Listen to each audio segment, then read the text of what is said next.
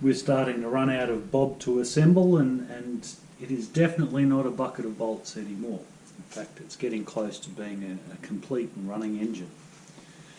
So today's video is all about putting the cylinder head onto the bike. So I'm just removing the spark plug there, and I'm going to give her a bit of a wash.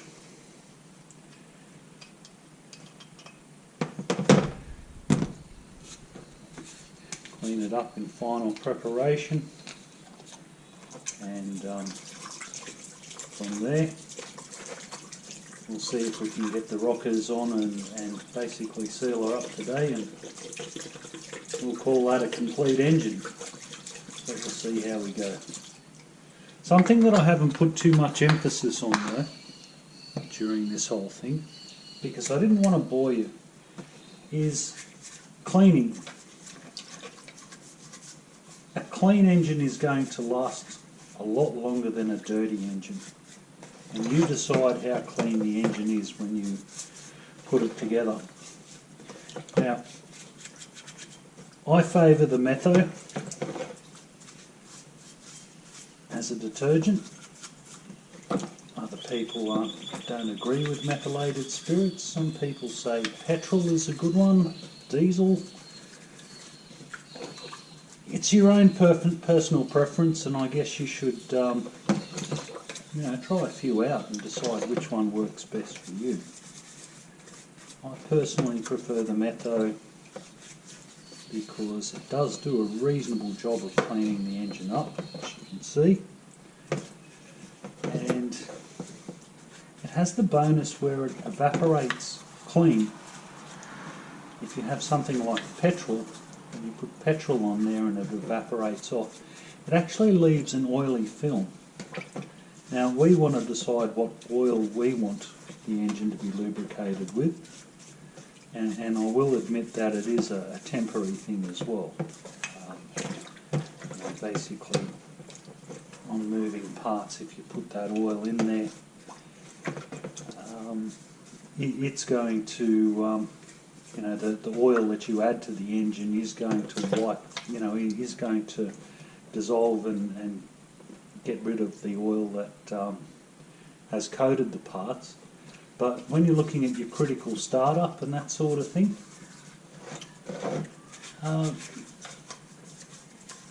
really that first 30 seconds of its life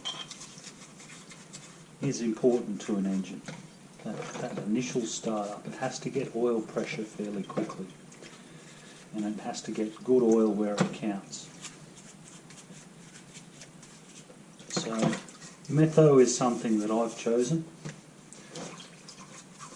Experiment and try what works for you. Let's clean some parts up. There, I hope you guys got all of that. Now there's one last thing to clean. Me.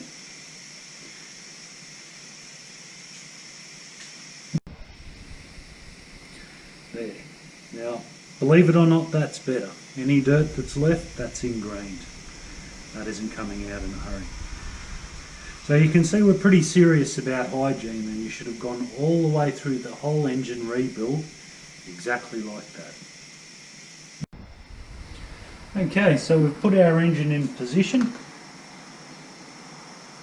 We've got the left-hand crankcase cover facing us. This is going to have all the timing indexes and whatnot on the flywheel. Now, I have a little cap full of oil, and people are going to ask me why I'm not using this engine assembly lube. This is more necessary for a car engine than a motorcycle engine, and you certainly wouldn't want to oil your cylinder with that either. It has moly graphite in there, as it says right there. Molybdenum, not really a good combination on your cylinder if you ask me. We want the cylinder to bed in. We're better off with just a little smear of oil that we're going to put on there with our finger.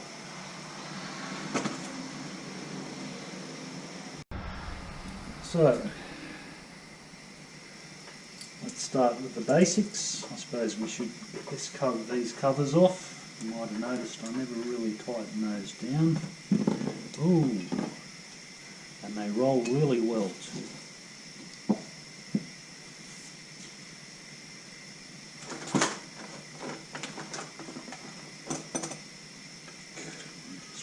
Wrestle with our...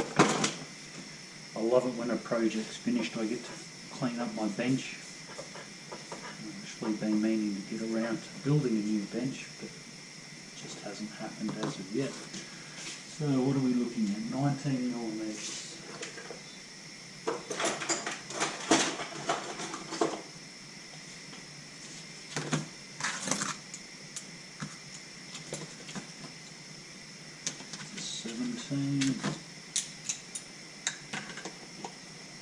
Oh, what a guess.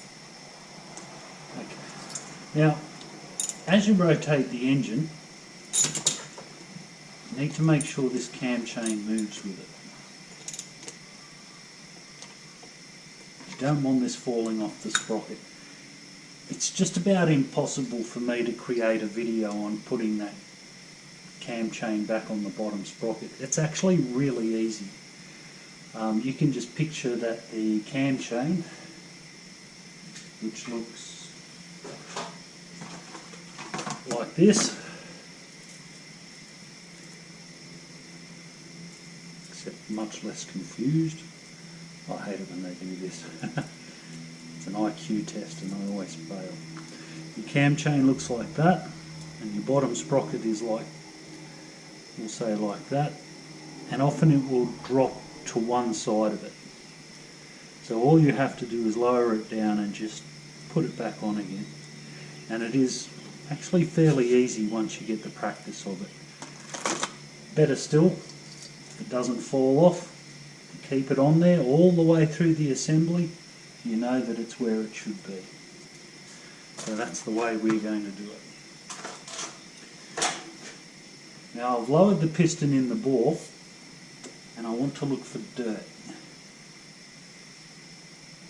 I want to make sure that that cylinder in particular is absolutely spotless. There it is. So we're going to give it a quick smear of oil. We're not talking about a great big puddle of oil in there. What we're talking about is just enough to put an oil film evenly around the entire cylinder. So it was just one dunk of the finger. Bear in mind that there's already oil in there from when we assembled it. We just need to make sure when it starts up it's lubricated.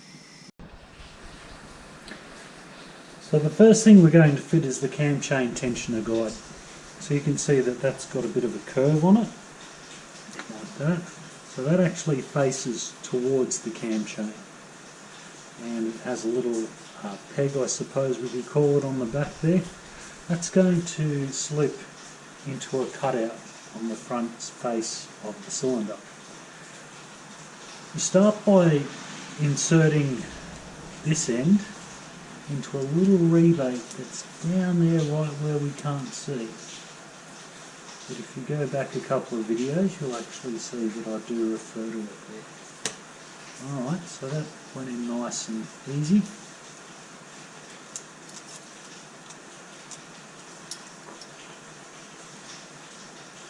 Next thing we're going to do is place our two locating dowels. We'll just move that forward so you guys can see. One goes there. One goes there.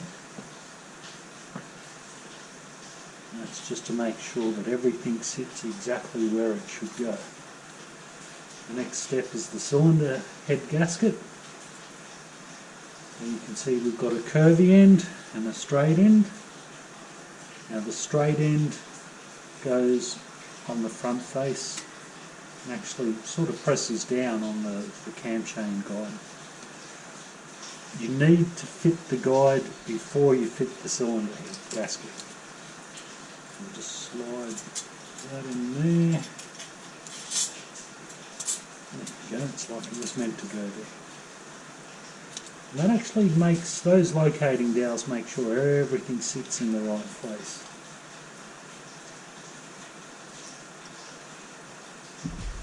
So our final step, as far as fitting the cylinder head's concerned. There's the cam chain tunnel, so that's the way it goes. The cam chain goes up into that tunnel.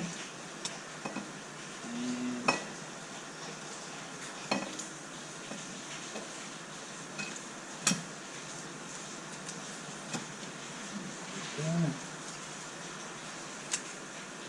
nice and gentle, don't force anything, and we're good. So we'll just pop the spanner there to stop the cam chain from dropping. Now our next little gadget is this guy here. Now you probably didn't see on the time lapse of me blowing out the compressed air blowing it out with compressed air, but there's oil passages, one there, and you've got the two on the top of the rockers. They sort of splash feed, and you know, we needed to make sure they were clear, so we blew them out. Another thing you need to be aware of, there's two little pins, they just push in. I don't interfere with them, but often they fall out by themselves, so you need to make sure that you do still have those two pins, because they locate into two pinholes in the cylinder head, and make sure that your rocker frame, which is this assembly here, is 100%, you know, square and whatnot. Now I'm actually going to change the camshaft on this. The reason for that is that I have a what we call new old stock. You might see that NOS around. It has some pitting around the top of it in places, but the camshaft itself is in excellent condition. But I can't send this to a customer, so you might be able to see that slight corrosion, particularly there on that flange. People don't like getting rusty parts, so we've pulled this off the shelf, and I looked at this and I thought, well, you know, it's pretty. If we compare it to Bob's original camshaft, Bob's original camshaft is a bit sad. The bearing there is very stiff. There is some wear on the cam lobes, but not massively measurable. The thing is that this cam suffered from a lack of lubrication, and probably for the longevity of the engine, we'll just chuck our new old stock cam in there. Our new old stock is not wasted. Try doing that with Bob's original cam. No, it's not a happening thing, is it? Alright, so we're going to change the camshaft on this. Now, changing the camshaft on this engine when it's at this state of being dismantled anyway is really easy. It's easier than my last few high school girlfriends. Oh, you've got that little screw there retaining it. So we'll just take that out.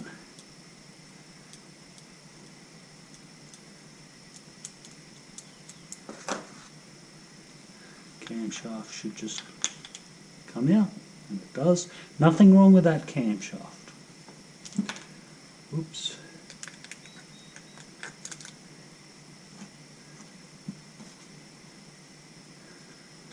And once again, it has to go in this way, obviously. Just line it up, so the bearing in the back there.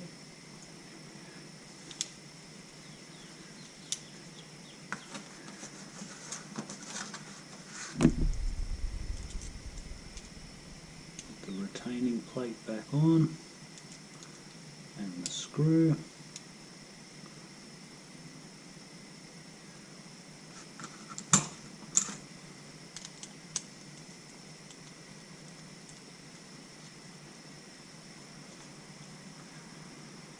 You just need to make sure that the legs of that plate are either side of those locators.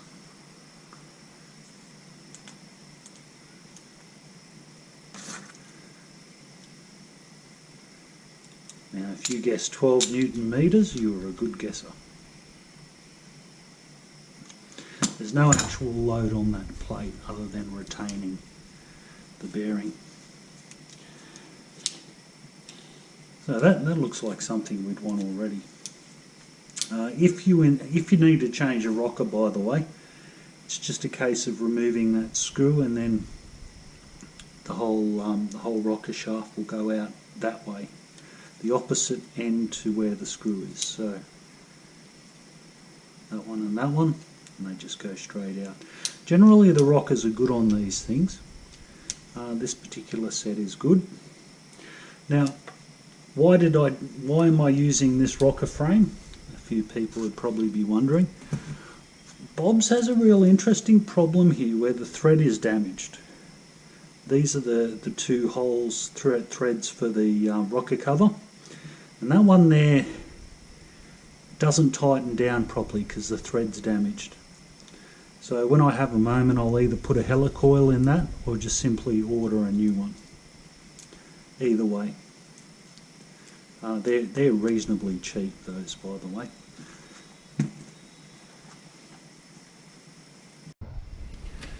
So just a quick adjustment on the angle that we can see everything on. So on this side of this little gem, you just need to make sure that those two pins are where they should be. The camshaft drive flange faces that way. You just need to lift the rockers up, or else they'll tuck in and you won't be able to find them and it won't go on properly. And it simply mounts like that. Ooh, nearly dropped it.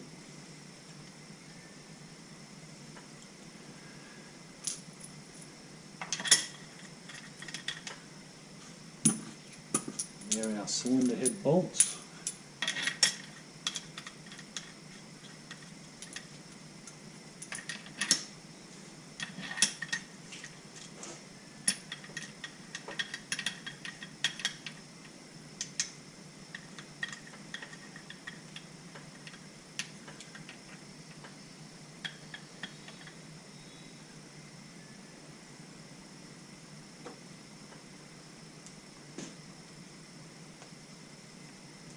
Just in there finger tight.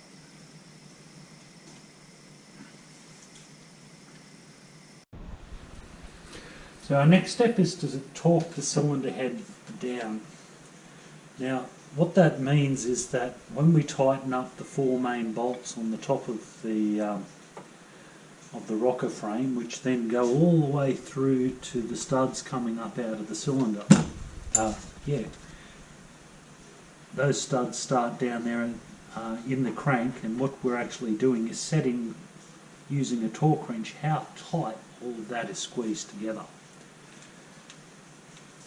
So on this engine it needs to be torqued down to 24 foot-pounds, which is 32 Newton meters. It's not a great deal, it's not very tight. Now if you're going to buy a torque wrench, I have a massive torque wrench. It sort of does a wide range of things, cars, trucks. It goes up to about 120 or 140 foot-pounds. And 24 foot-pounds is right on the bottom of the scale of the thing.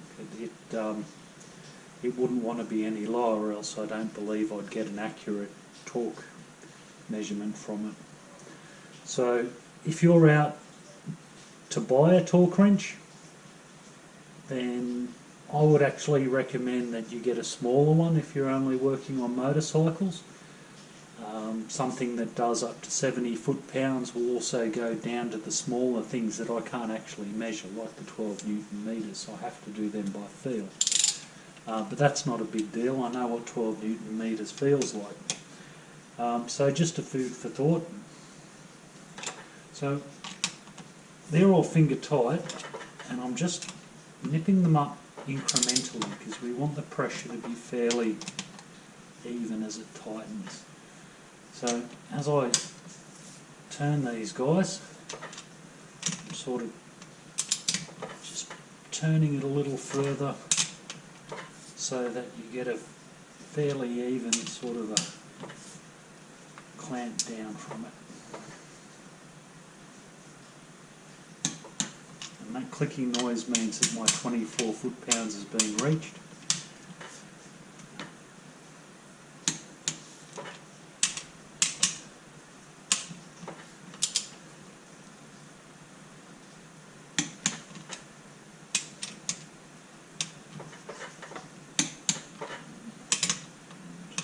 Check the opposite ones.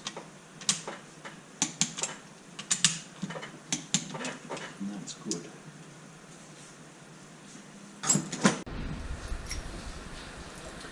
Okay, so the next thing we need to deal with is these two little guys. And they go in there. And then there, and then there.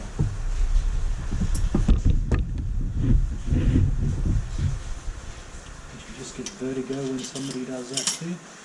And you drop that in there like that.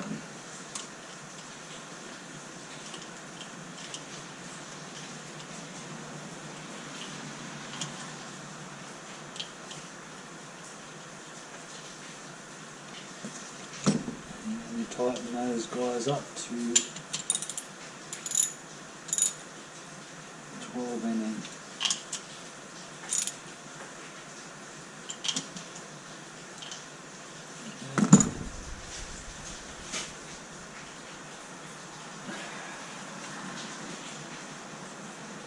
The next thing we'll contend with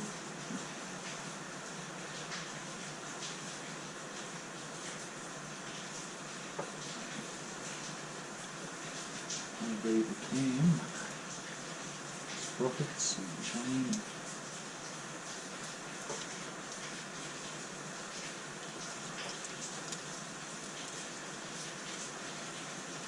Now we left the engine roughly at top dead centre.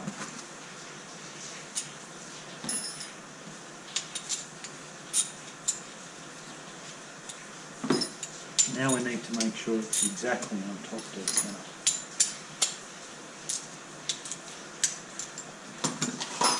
And we do that by crushing the ice cream takeaway container. We do that using the pointers in there. Now I've done a lot of material on these. So if you have a look on the YouTube channel, you will see a lot of videos that sort of target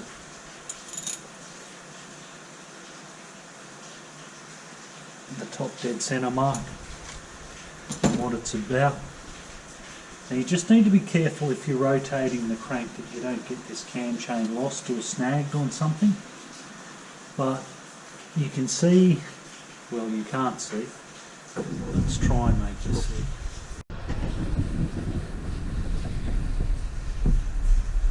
Alright, you can actually sort of see a mark with a T next to it there. That means that that piston is dead on top, dead centre.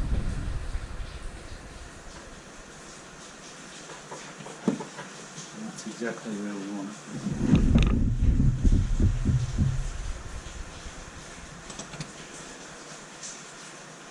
Cam sprocket, you can see the line there and the line there, and they have to line up with that edge of the rocker cover gasket face,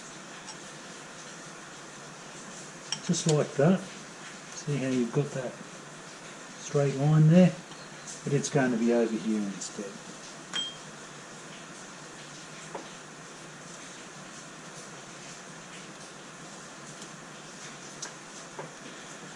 As I said before, there is actually other videos on the cam chain and all of its mystery on the channel. So if you're unsure, check them out.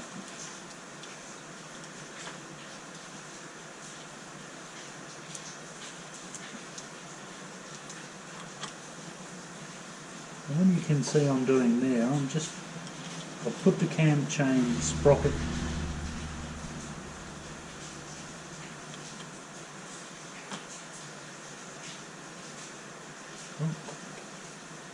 in there.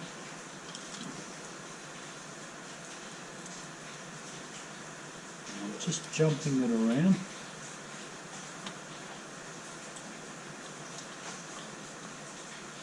No, still a tooth out. That lines up with where I want it to go.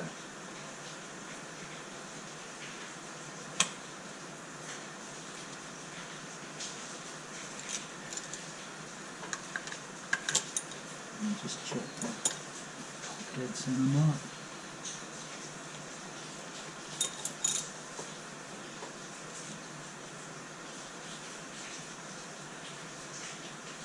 And that's pretty good.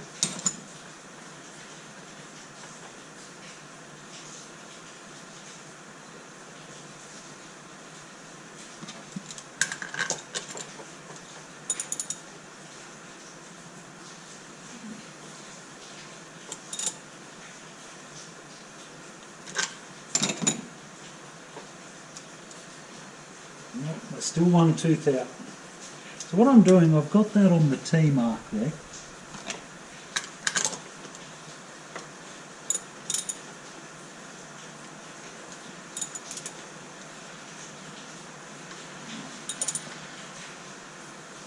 Lining up with that little pointer. And what I'm actually doing is putting tension on the cam chain where the tensioner goes, pushing on it.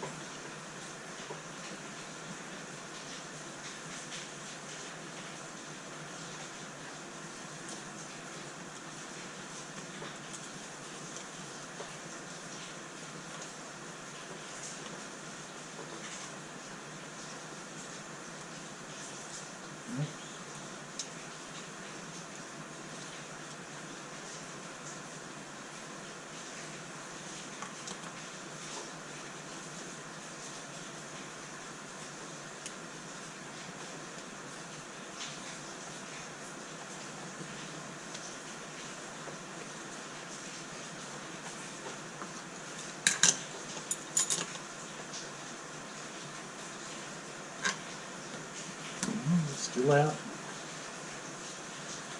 Sometimes they don't line up properly. I actually see this with older Hondas more than these things. That's it. That just looks good. Yeah, that's it.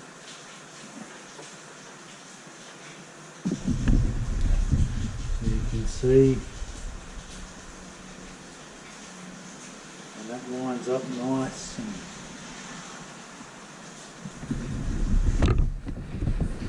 nice and horizontal.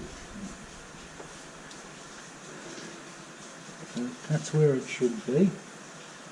We just need to rotate the cam around so that the bolt holes line up. Hidden somewhere in here, we have our cam bolts. And I'm just going to put them in there. Just get them started.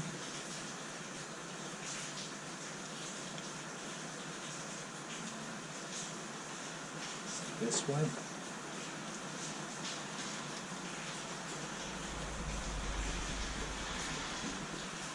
We've got both of them started, both of them are finger tight, and then ransack your garage for an 8mm spanner,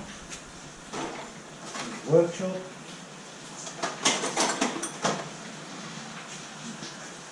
or your backyard, wherever you choose to operate. Okay, so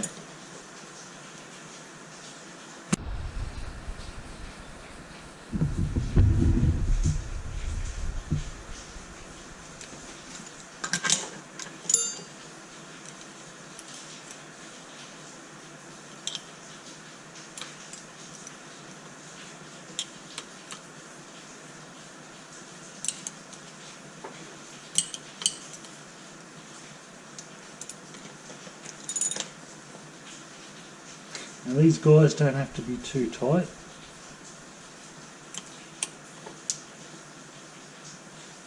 Just tight enough not to come off.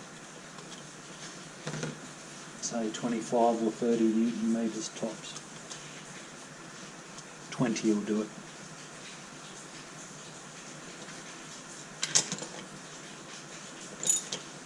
So now at this point,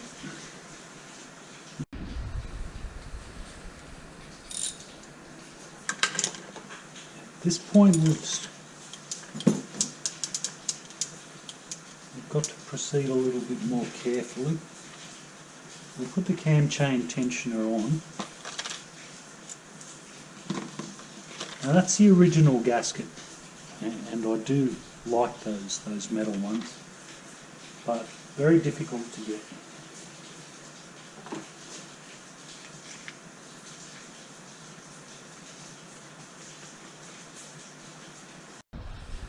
Now I'm going to show you guys a little trick which I'm not necessarily proud of.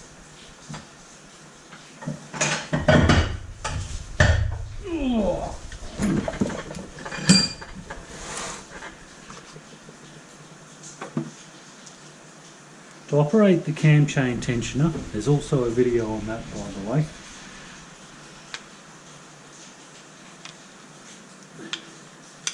We need to loosen that Phillips head screw there.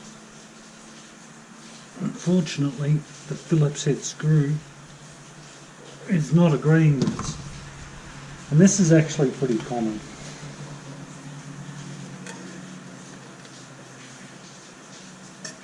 It happens even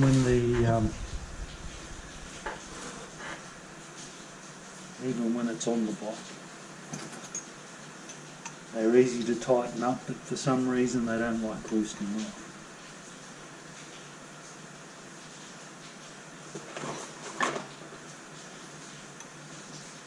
Now what I've got is a centre punch. And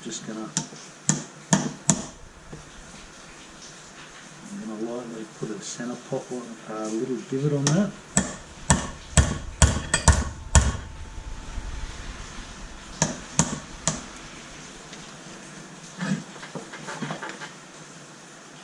Make sure you don't damage it. So you can see I've just put a little pop mark in there. You see that? And what we're going to do now is pop it back into my portable vise in such a way that it won't turn.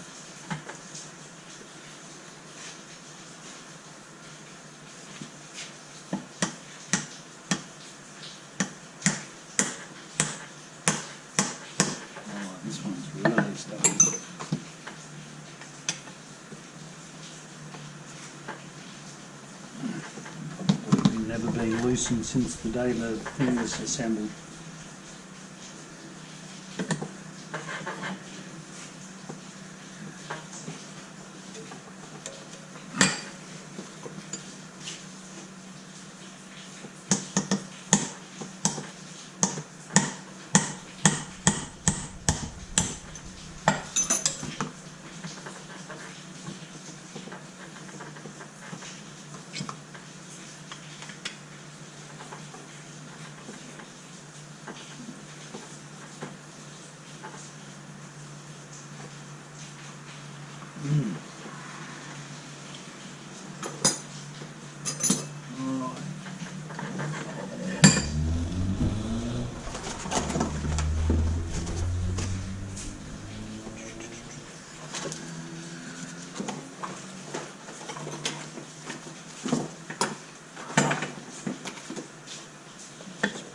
Block underneath it to stop it from slipping down.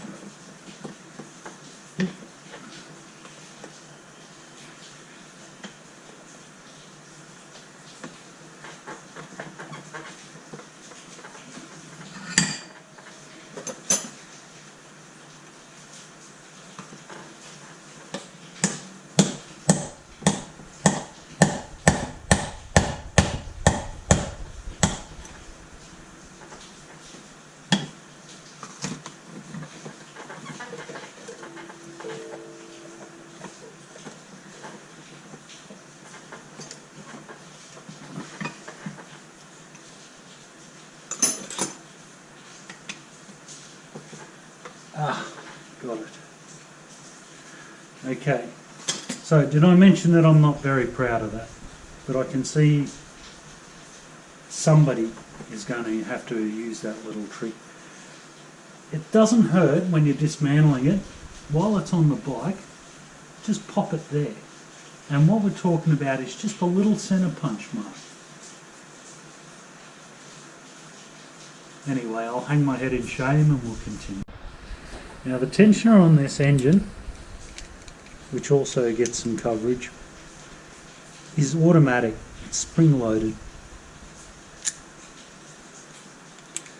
So what this is all about is to install this, we need to drop the tension off it.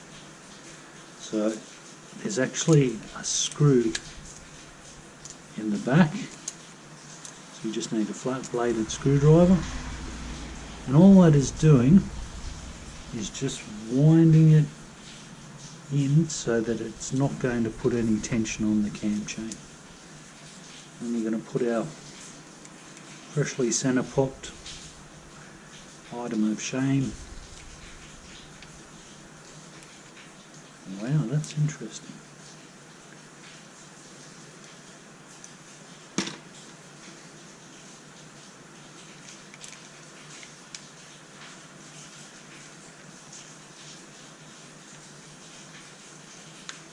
So what I'm doing is I'm screwing it up and holding it. Don't let it move an inch.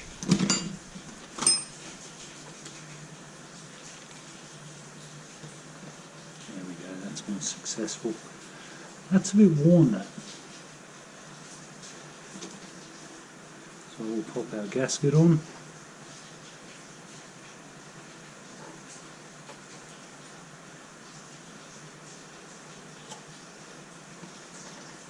Just a quick visual inspection there to make sure it's still relatively clean.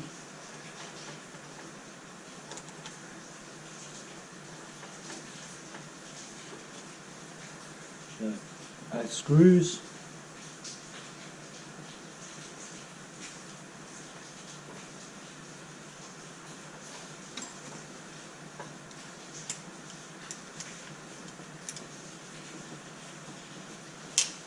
Just nip it up to 12 Newton meters or so.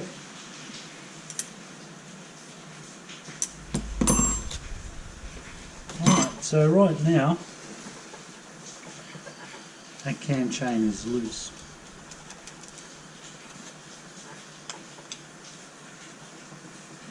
So we can release that. It means that the cam chain tensioner is now free to move.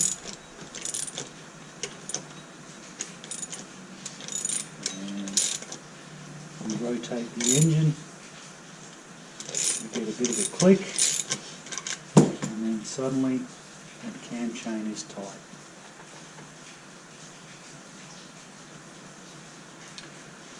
Awesome. Now what I probably should add is that if your cam chain tensioner doesn't want to take up the cam chain tension for whatever reason, you can actually just pop your screwdriver back into the adjuster and give it a bit of movement, and you know, just rotate it and it will sort itself out. Sometimes they do sort of stick unadjusted. You need to make sure that you've got good tension on that chain.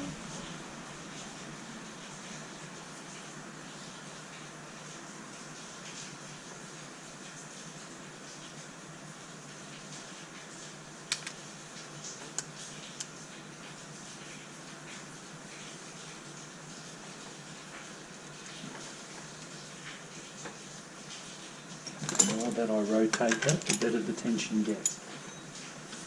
Now,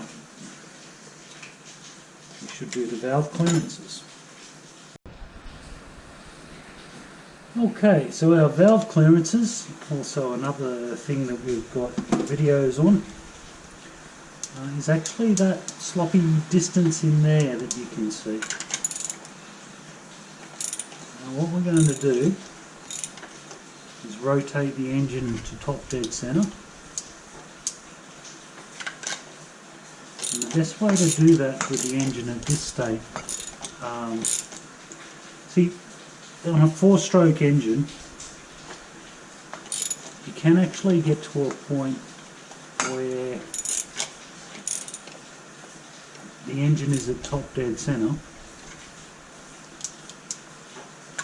but both valves are actually open. So you can see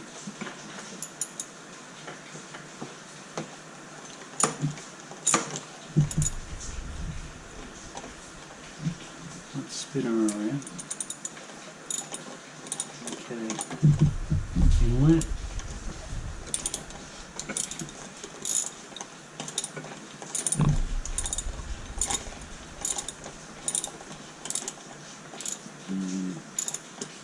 Exhaust opens.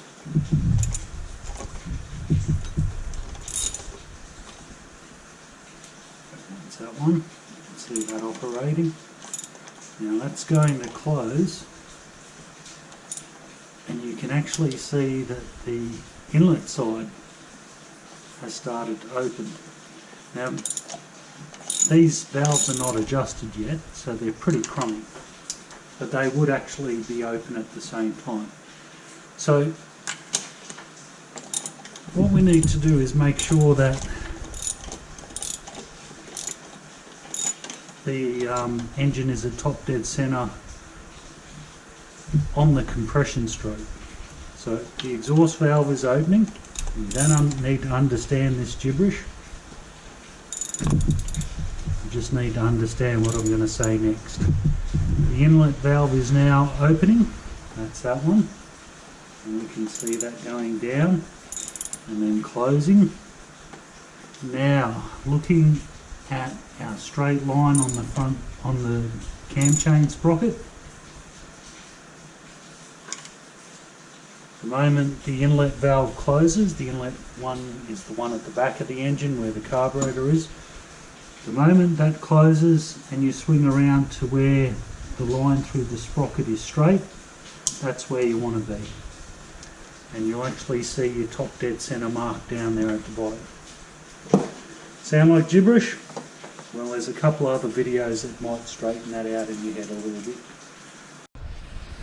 Okay, so the inlet valve clearance is 0.03 of an inch, or 0.03 of an inch, or 0.08 millimetres. So that's 0.08 millimetres. The exhaust is different. The exhaust valves run hotter, so it has a slightly wider clearance. So right now, you can see what I was saying there. This is just simply because it was set up on another engine. The other engine's geometry was different. I need a 10mm spanner.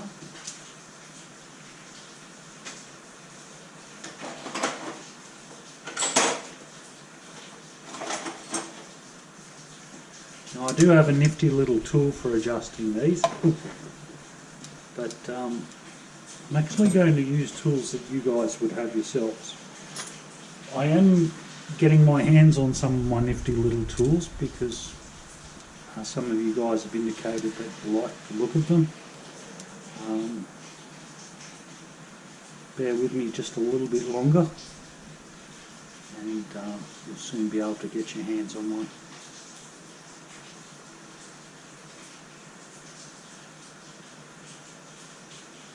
Okay, so there we go.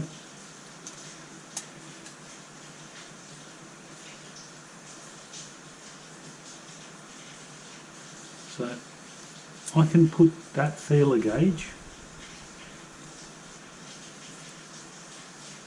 in between the adjuster and the top of the valve. And what I'm feeling for is a slight amount of resistance, a bit of drag, not a huge amount.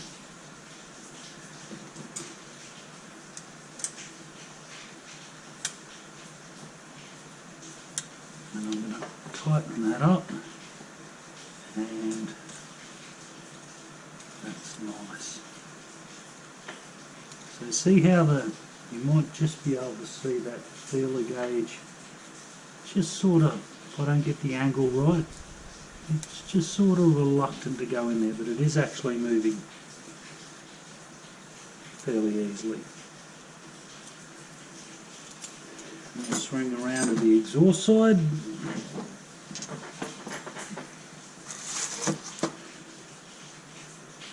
And once again, we know it's a mile out.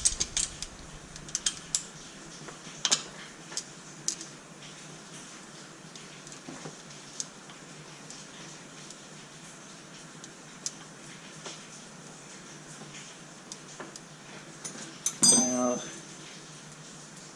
the exhaust valve clearance is 5/1000ths of an inch, or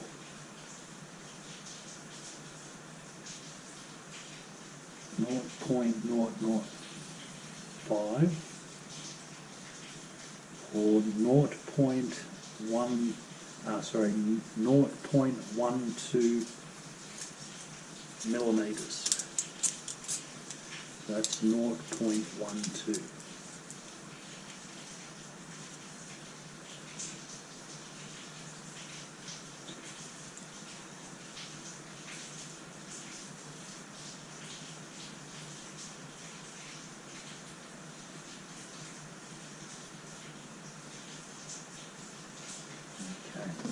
Now, there is a bit of a trick to this as well, is that when I tighten that screw,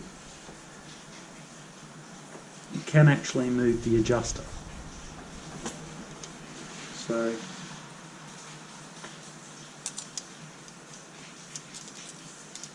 in this instance it didn't, but it is quite important to measure your clearance again after you've tightened it, because they can change.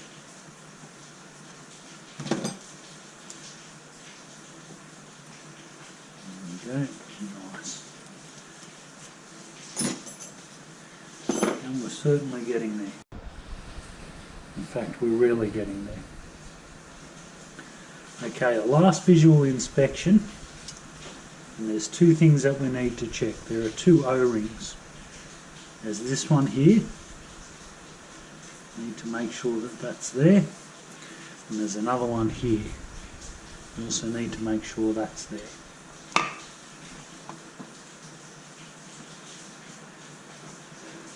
Now it's a bit of a challenge, but we do actually want to drop some oil into that little hole on top of those rockers.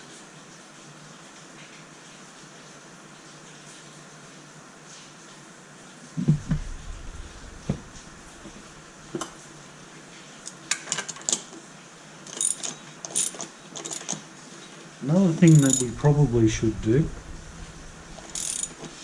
is now rotate the engine.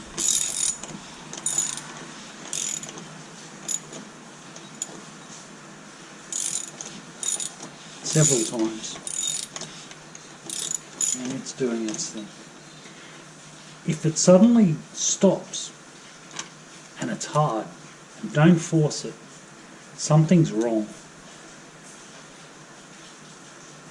Not unusually, it's your valve timing. You haven't put this cam timing in the right place, and the valves have hit the top of the cylinder. So if that sounds like, if it stops for any reason, you need to backtrack, because if something is hitting something else and you go to start it, it's going to be a disaster. Things will bend, things will break.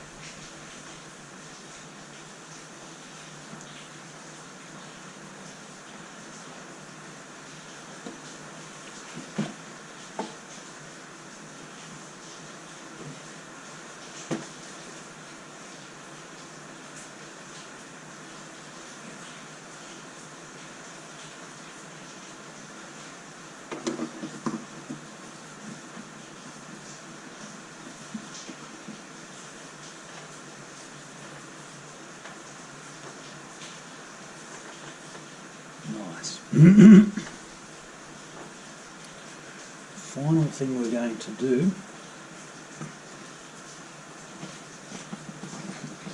is just flip this down like this.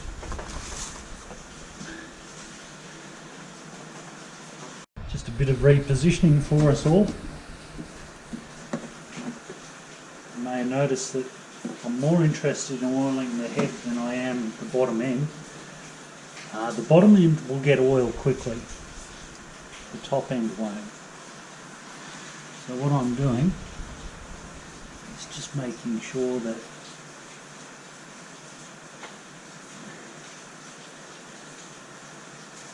there is a bit of a covering of oil up there. Particularly those rockers, you saw that, but also the cam bearings. And you may have noticed me dropping them on the cam lobes as well. Particularly being a new cam, that's possibly one place where you might use some of that assembly lube.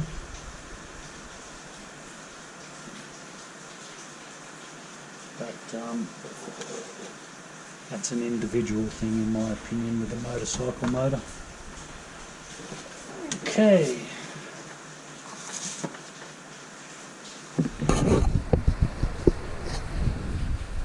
Still got our O-ring. Still got our other O-ring. On top she goes.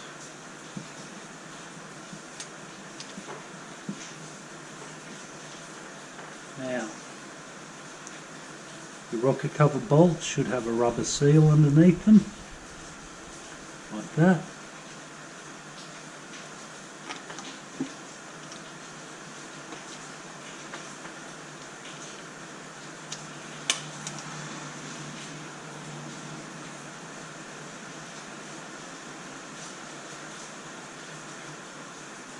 And when it comes to tightening these guys down, they actually sit on a shoulder. So the moment these become hard, that's really about as far as they're going to go.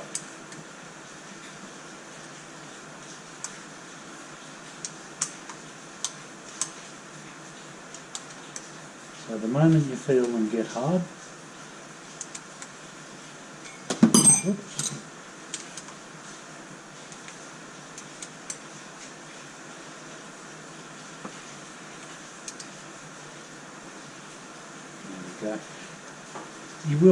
they will get sort of a little firmer when you're tightening them as the rubber seal gets compressed, but then there'll be a point where they do literally get rock hard. And all you got to do is just nip it up a little bit on that, like you just saw. Just a fraction of a turn more to make sure they're not going to come out. And that's basically it.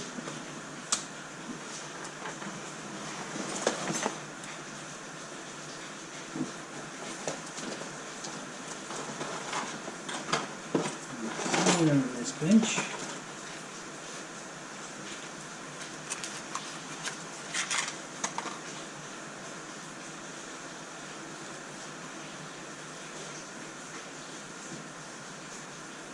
Somewhere on this bench, somewhere on this bench.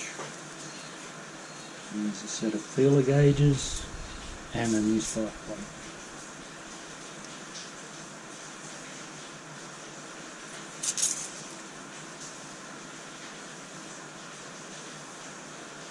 The spark plug gap is 0.8 to 0.9 of a millimetre.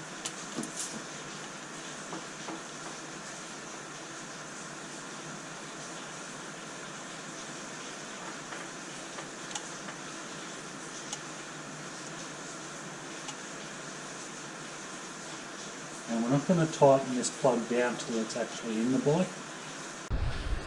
The reason for that I'll reveal when we go to start it.